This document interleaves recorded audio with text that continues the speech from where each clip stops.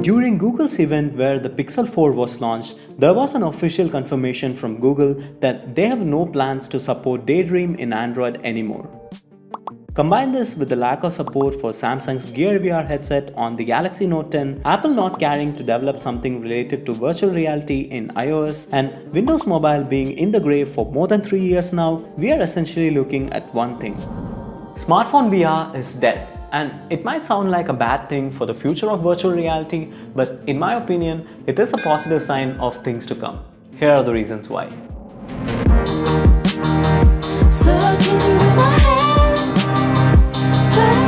Even though virtual reality existed as early as 1838, it became much more mainstream and accessible to the public after Google introduced the Cardboard, giving competition to Facebook, who bought the Oculus VR company.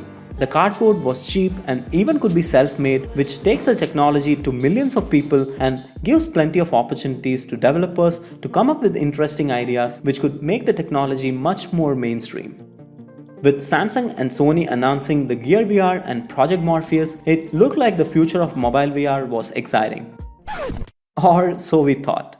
But in 2019, the platform is pretty much dead, and the following are the major reasons. First one being the ineffectiveness of smartphone virtual reality apps to blend in with the real life.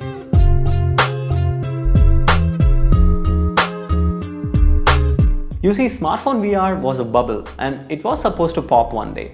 Now, if you have paid attention to the background of my videos, you can see certain showpiece items in that shelf. Those items include an old film camera, an iPod, a wooden elephant, and you guessed it, a VR headset. Now, this headset has been there for more than 2 years and it is truly an indicator of the life cycle of smartphone virtual reality in an average user's hand. I was pretty much excited to try this out for the first couple of times, and that's pretty much it. Any friend of mine who comes to my room is again excited to try this out for literally 2 minutes, and then the excitement dies. After that, to become mainstream, VR platform needed apps that could blend in with the real life, but that never happened. Of course, you couldn't blame just the app developers for that.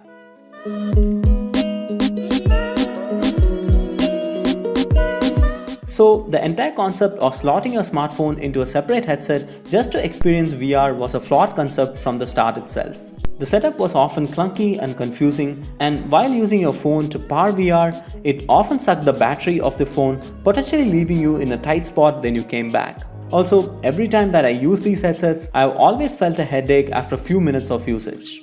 Furthermore, even though the headsets were cheap, only flagship phones which had a QHD screen and a powerful processor could give a good VR experience, which meant that not everybody could experience VR properly.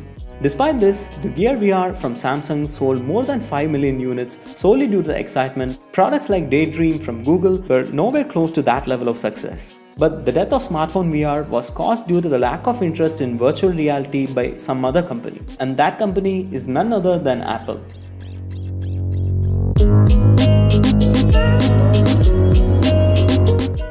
Generally, smartphone features are never introduced by Apple, but one thing that they often do is to popularize a trend. But in the case of virtual reality, Apple has never shown any interest, and it is unlikely that they'll ever show an interest. Alright, the reason why I told that the death of smartphone VR was a good thing for the future of virtual reality is because smartphone VR could never match the experience that a standalone VR headset can give.